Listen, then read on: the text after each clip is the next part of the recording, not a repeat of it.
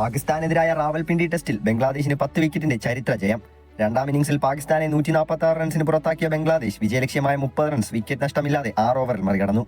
ടെസ്റ്റിലെ 23 വർഷ ചരിത്രത്തിലെ പാകിസ്ഥാനെതിരെ ബംഗ്ലാദേശിന്റെ ആദ്യ ജയമാണിത്. പാകിസ്ഥാനെ സ്വന്തം നാട്ടിൽ 10 വിക്കറ്റിന് തോൽപ്പിക്കുന്ന ആദ്യ ടീമെന്ന നേട്ടവും ബംഗ്ലാദേശ് സ്വന്തമാക്കി.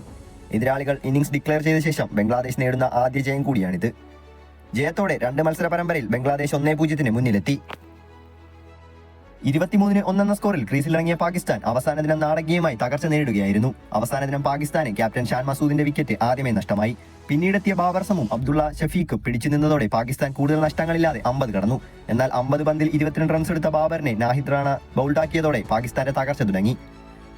പിന്നാലെ ആഗാ സൽമാൻ ഗോൾഡൻ ടക്കായതോടെ പാകിസ്ഥാൻ 105-6 എന്ന സ്കോറിലേക്ക് തകർന്നടിഞ്ഞു. രഞ്ജിന് പിന്നാലെ ഷഹീൻ അഫ്രീദിയെയും നസീം ഷായെയും നഷ്ടമായതോടെ 118-8 കൂപ്പുകുത്തിയ പാകിസ്ഥാനെ ഇന്നിംഗ്സ് തോൽവി എന്ന നാണക്കേടിൽ നിന്ന് രക്ഷിച്ചത് മുഹമ്മദ് റിസ്വാൻ നടത്തിയ പോരാട്ടമാണ്.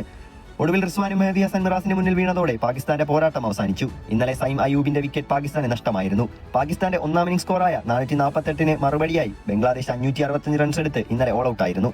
191 റൺസ് എടുത്ത മുഷ്ഫിഖുർ റഹീമിന്റെയും 93 റൺസ് എടുത്ത ഓപ്പണർ ഷത്മാൻ സൽമാന്റെയും 56 റൺസ് എടുത്ത ലിറ്റൻ ദാസിന്റെയും 77 റൺസ് എടുത്ത മെഹദി ഹസൻ മിറാസിന്റെയും ബാറ്റിംഗ് മികവിലാണ് പാകിസ്ഥാനെതിരെ ബംഗ്ലാദേശ് മികച്ച ലീഡ് സ്വന്തമാക്കിയത്. പാകിസ്ഥാന് വേണ്ടി നസീം ഷാ 3 വിക്കറ്റ് എടുത്തു. നിരവധി നാടകീയ സംഭവങ്ങൾ കണ്ട മത്സരം കൂടിയായിരുന്നു റാവൽപിണ്ടി ടെസ്റ്റ്.